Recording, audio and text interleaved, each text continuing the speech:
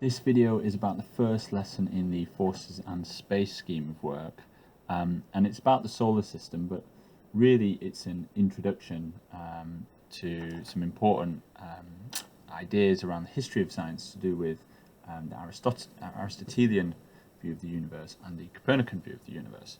And I think this is really, really important for students to know about from a scientific point of view, although the kind of science behind why Copernicus ideas were so important is quite complicated. So we're gonna kind of gloss that a bit with our year 8 or year 7 students. But I think it's really, really important, just as general, you might want to call it cultural capital or whatever. I think it's just good general knowledge for students to have. So we're going to start by drawing a picture that students should already be familiar with, which is the Aristotelian view of the universe. I'm just going to put Aristotle here. So I would be getting under my visualizer and I would be talking about how Aristotle imagined the universe. So this is the geocentric model of the universe, where the Earth sits here in the center. And it's interesting because we come back, actually, it's not just a cosmological thing here, or well, it is a cosmological thing. It doesn't just relate to space and this topic about where the Earth and Sun sit relative to one another.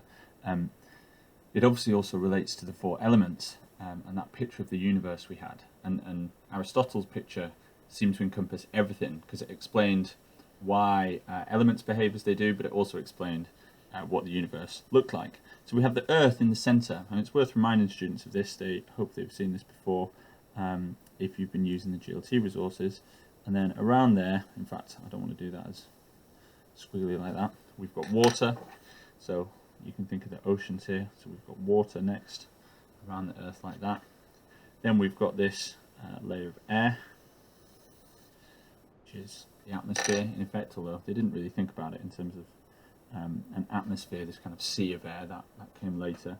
But we've got the air around it. Somewhere up here, we've got this ball of fire, which is called the sun.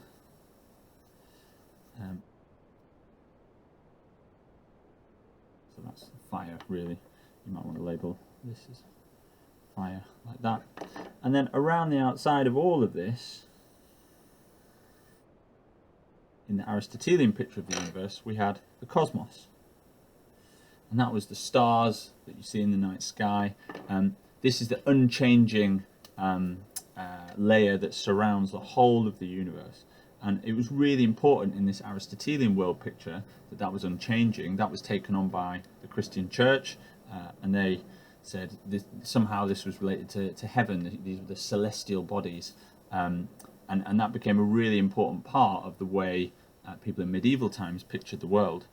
So we don't need to get into where Copernicus's observations came from. It was actually to do with the other planets and the fact that if you tried to work out the paths of the other planets, well, they didn't seem to follow these circular orbits. So then people had to introduce these, what they call epicycles, as if they did these kind of big loops around the Earth and then these little mini loops, and that explained it. But what Copernicus suggested was to get rid of all these epicycles and just have a really nice, clean model. He said, well, look, actually, why don't we completely change our picture of the universe? And this is why it was such a profound idea in scientific terms, is because he was willing to let go of everything and say, do you know what, that whole picture, maybe it's not right. And that willingness to question, that willingness to let go of the way we think about things, that's what marks out really deep, profound scientific thinking. So Copernicus, sorry, and I should put his name up here, Copernicus,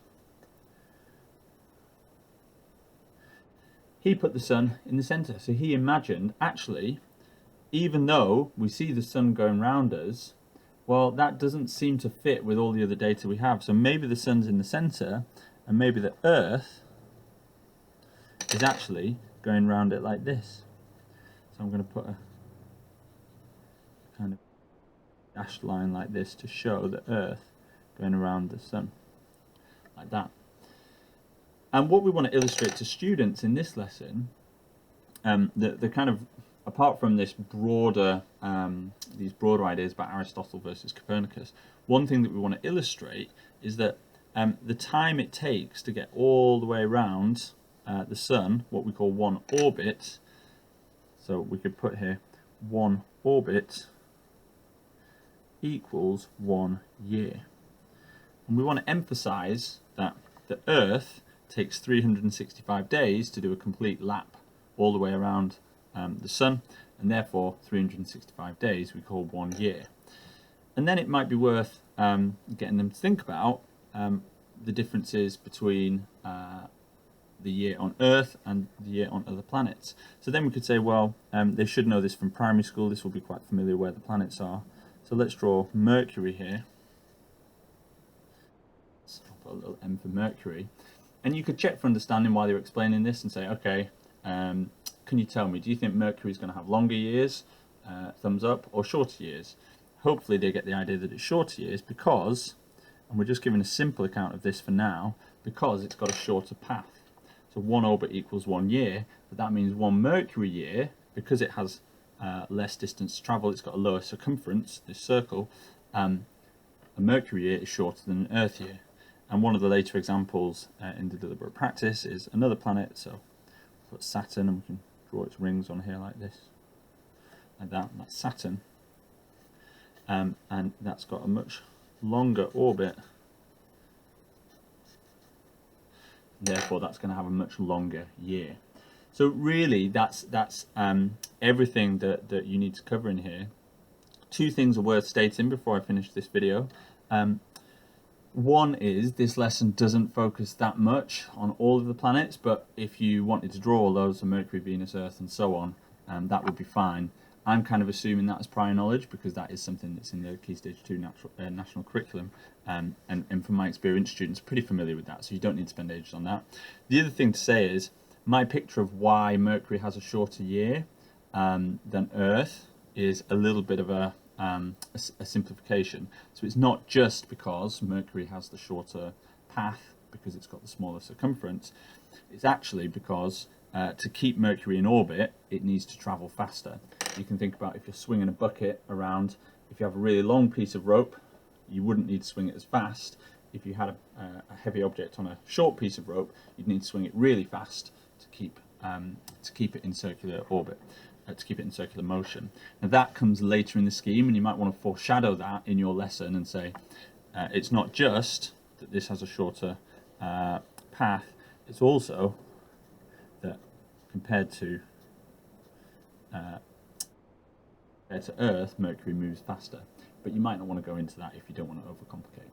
I think that's about it for this lesson. In the next lesson, we'll look at some more stuff about space.